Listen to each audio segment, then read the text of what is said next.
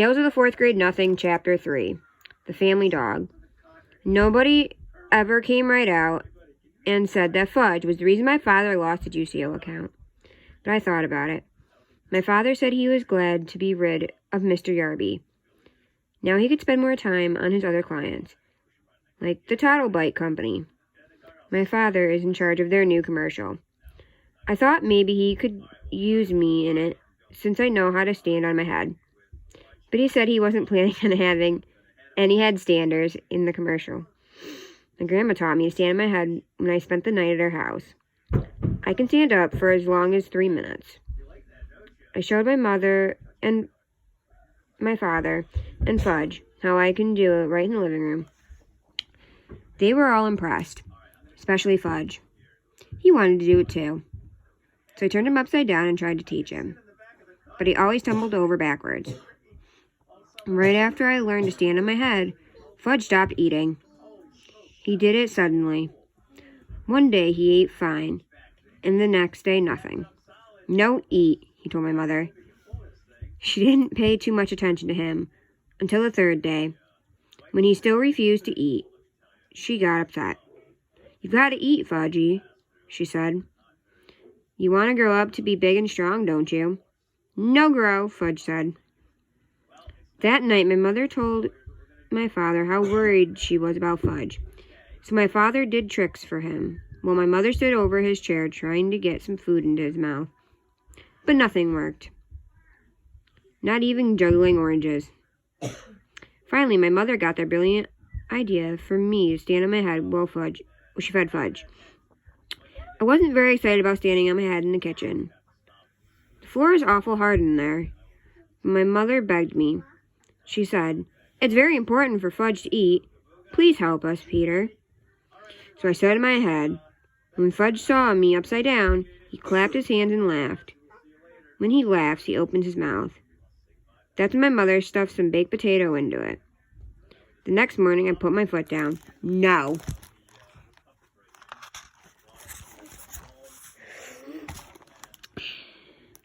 I don't want to stand on my head in the kitchen or anywhere else, I added. And if I don't hurry, I'll be late for school. Don't you care if your brother starves? No, I told her. Peter, what an awful thing to say. Oh, he'll eat when he gets hungry. Why don't you just leave him alone? That afternoon, when I came home from school, I found my brother on the kitchen floor, playing with boxes of cereal and raisins and dried apricots. My mother was begging him to eat. No, no, no, Fudge shouted. He made a terrible mess, dumping everything on the floor. Please stand on your head, Peter, my mother said. It's the only way he'll eat. No, I told her. I'm not going to stand on my head anymore. I went into my room and slammed the door. I played with Dribble until supper time. Nobody ever worried about me the way they worried about Fudge. If I decided not to eat, they'd probably never even notice. That night, during dinner, Fudge hid under the kitchen table. He said, "I'm a doggy, woof, woof, woof."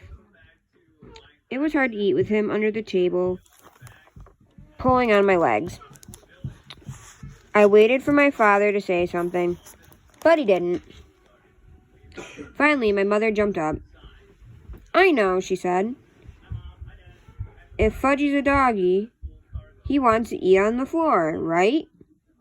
If you ask me, Fudge never even thought about that. But he liked the idea a lot. He barked and nodded his head. So my mother fixed his plate and put it under the table.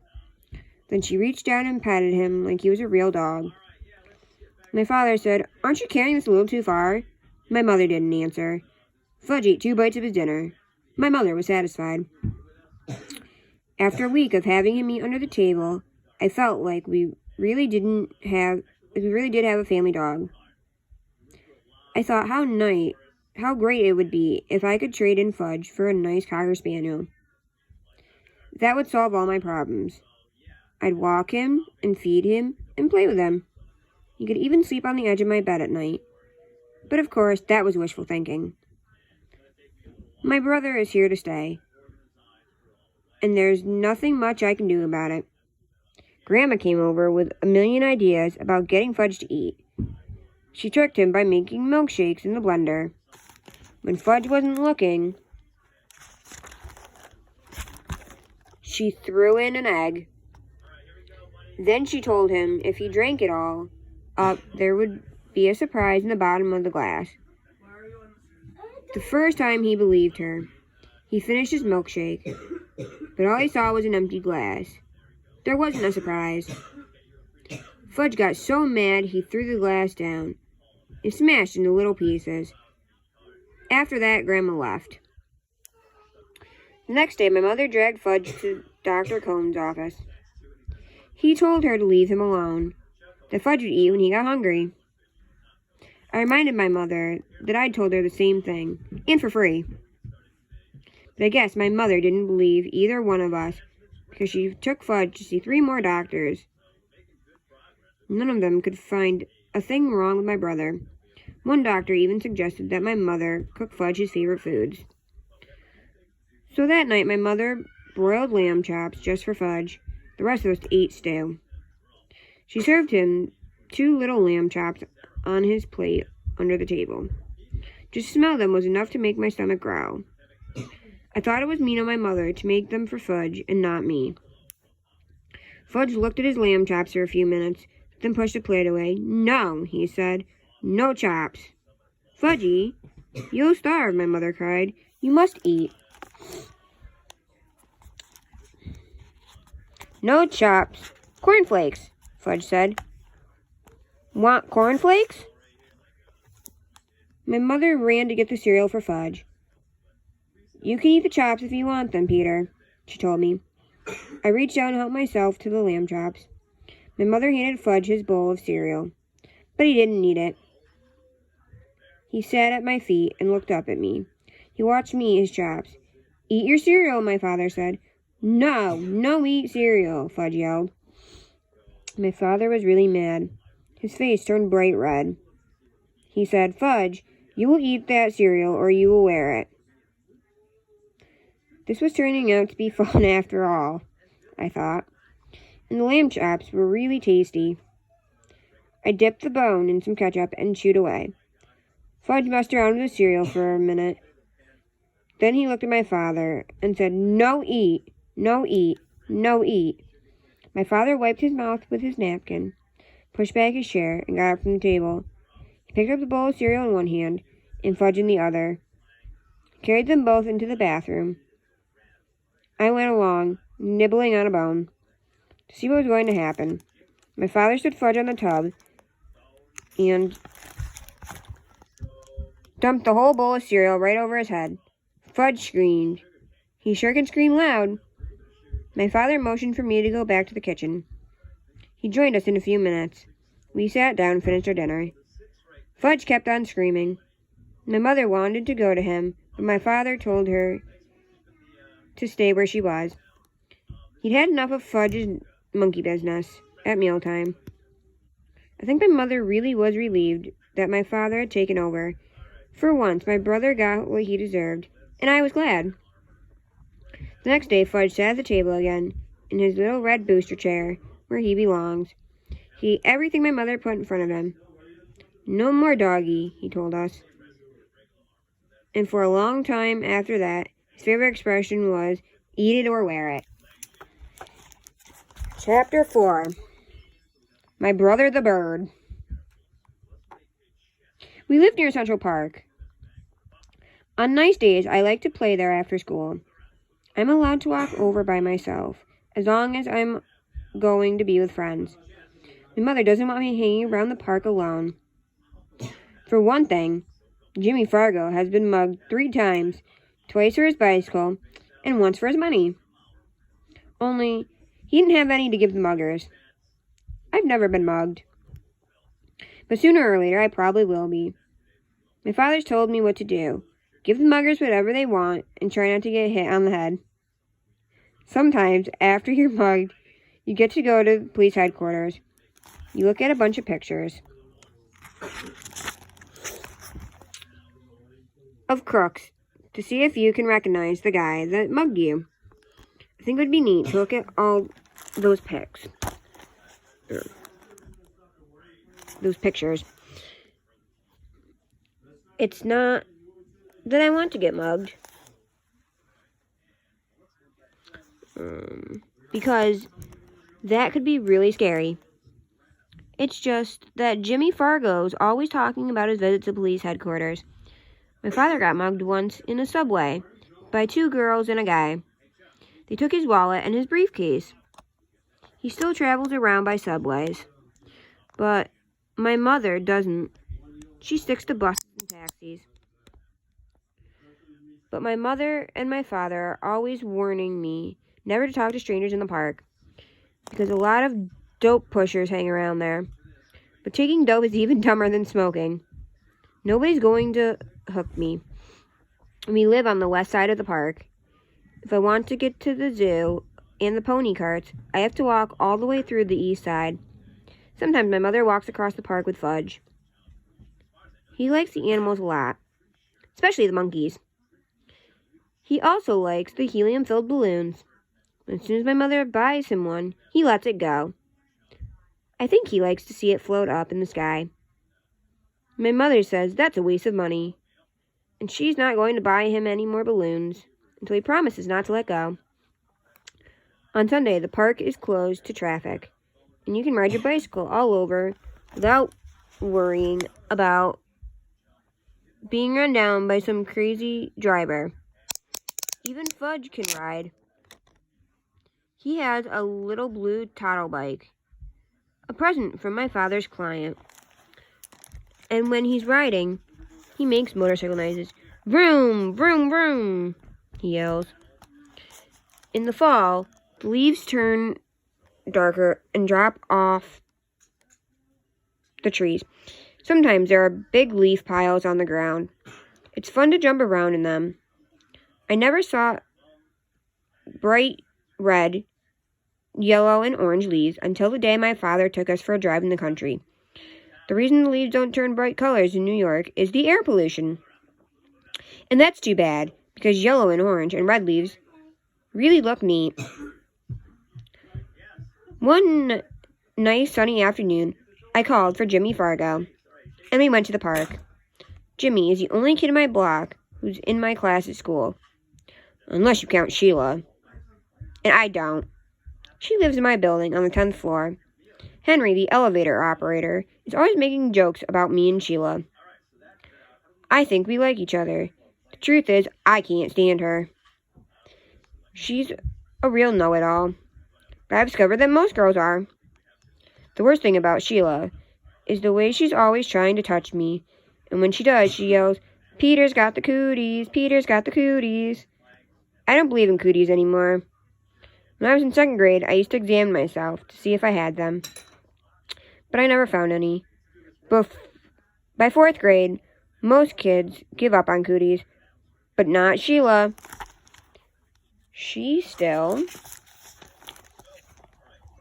going strong, so I have to keep a safe distance from her. My mother thinks Sheila is the greatest. She's so smart, my mother says, and someday she's going to be a real beauty. Now that's the funniest, because Sheila looks a lot like the monkeys that Fudge is so crazy about. So maybe she'll look beautiful to some ape, but never to me. Me and Jimmy have a special group of rocks where we like to play when we're at the park. We play secret agent up there. Jimmy can imitate all kinds of foreign accents, probably because his father is a part-time actor. When he's not acting, he teaches a class at the city college. Today, when we got to our rocks, who should be perched up there but Sheila? She was pretending to read a book, but I think she was just waiting for me and Jimmy to find out what we'd do when she found her in our own personal rocks. "Hey, Sheila," I said. "Those are our rocks." "Says who?" she asked. "Come on, Sheila," Jimmy said, climbing up. You know me and Peter hang out here. Too bad for you, Sheila said. Oh, Sheila, I shouted. Go find yourself another rock. I like this one, she said, as if she owned the park. So why don't you two go find another rock? Just then, who should come tearing down the path but Fudge? My mother was right behind him, hollering, Fudgy, wait for Mommy. But when Fudge gets going, he doesn't wait for anybody. He was after some pigeons. Birdie! Here, Birdie, he called. That brother of mine loves birds, but he can't get it through his head that birds aren't about to let him catch them. Hi, Mom, I said. My mother stopped running. Peter, am I glad to see you? I can't keep up with Fudge. Mrs. Hatcher, Sheila called, scrambling down from our rocks. I'll watch Fudge for you. I'll take very good care of him. Can I, Mrs. Hatcher? Oh, please? Sheila jumped up and down and begged some more. Jimmy gave me an elbow in the rib. He thought my mother would let Sheila watch Fudge, and we'd be rid of her. We'd be free to play secret agent. But Jimmy didn't know that my mother would never trust Sheila with her dear little boy. Fudge, in the meantime, was screaming, Come back, birdies! Come back to Fudgy! Then my mother did a strange thing. She checked her watch and said, You know, I do have to run back to the apartment. I forgot to turn on the oven. Do you mind? Oh, do you really think you could keep an eye on Fudge for just 10 minutes? Of course I can, Mrs. Hatcher, Sheila said. I know all about babysitting from my sister. Sheila's sister Libby is in 7th grade. She's about as beautiful as Sheila. The only difference is she's bigger. My mother hesitated. I don't know, she said. I've never left Fudge before. She looked at me. Peter, what? Will you and Jimmy help Sheila watch Fudge while I run home for a minute? Oh, Mom, do we have to? Please, Peter. I'll be right back. I'd feel better if all 3 of you were watching him. What do you say? I asked Jimmy. Sure, he answered. Why not? But I'm in charge of Fudgy, aren't I? Sheila asked my mother. Well, I guess so, my mother said to Sheila. You probably do know more about babysitting. Why don't you all take Fudge over to the playground? Then I'll know where to find you. Swell, Mrs. Hatcher, Sheila said. Don't you worry, Fudgy. We'll be just fine. My mother turned to Fudge. Now be a good boy for 10 minutes. Mommy will be right back. Okay? Good boy, Fudgy said. Good, good, good. As soon as my mother was gone, Fudge took off. Can't catch me, he hollered. Can't catch me, Fudgy. Can't catch Fudgy. Go get him, Sheila, I said. You're in charge, remember? Me and Jimmy horsed around while Sheila ran after Fudge. When she caught him, we decided we'd better go to the playground like my mother said. It was a lot easier to keep an eye on him in a smaller place. Anyway, Fudge likes to climb on the jungle gym. That way he can't get lost. As soon as we got to the playground, Sheila started chasing me. Peter's got the cooties, Peter's got the cooties, she yelled. Cut that out, I said. So she chased Jimmy. Jimmy's got the cooties, Jimmy's got the cooties. Me and Jimmy decided to fight back. So what if she's a girl? She started it. We grabbed her by the arms. She squirmed and tried to get away from us. But we wouldn't let go. She hollered real loud. Sheila's got the cooties, Sheila's got the cooties. All 3 of us were so busy fooling around that we didn't notice Fudge up on the jungle gym until he called, Pita, Pita. That's how he says my name. What? I asked. See? Fudgy flapped his arms around. Fudgy's a birdie. Fudgy's a birdie. Fly, birdie, fly. That crazy kid, I thought, running to the jungle gym with Jimmy and Sheila right behind me. But it was too late. Fudge already found out he didn't have wings.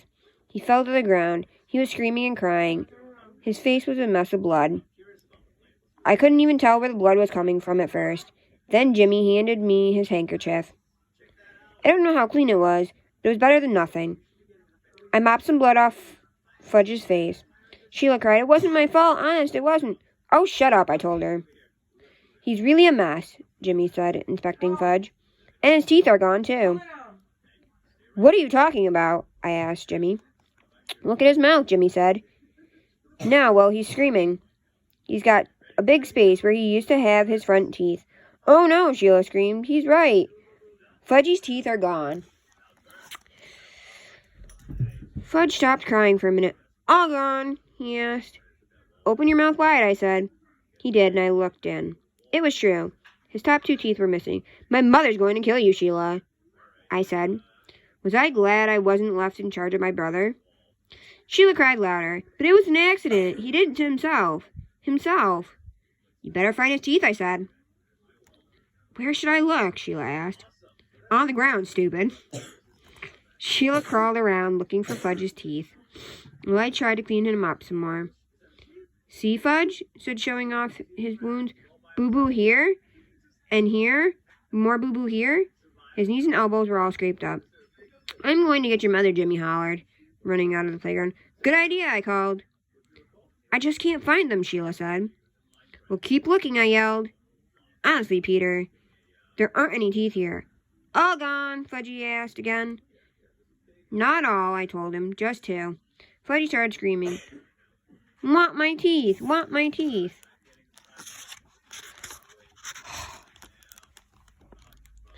Jimmy must have met my mother on her way back to the park, because it only took about 2 minutes for her to get there. By the time, a whole crowd of kids had gathered around us.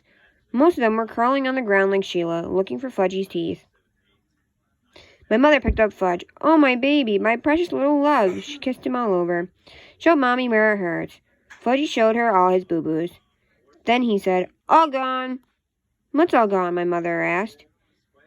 His top 2 front teeth, I said. Oh, no, my mother cried. Oh, my poor little angel. Sheila sniffled and said, I just can't find them, Mrs. Hatcher. I looked everywhere, but Fudge's teeth are gone. He must have swallowed them, my mother said, looking into Fudge's mouth. Oh, Mrs. Hatcher, how awful. I'm sorry. I'm really very sorry, Sheila cried. What will happen to him? He'll be all right, Sheila, my mother said. I'm sure it was an accident. Nobody's blaming you. Sheila started bawling again. My mother said, let's go home now. I thought my mother was being pretty easy on Sheila. After all, she was left in charge.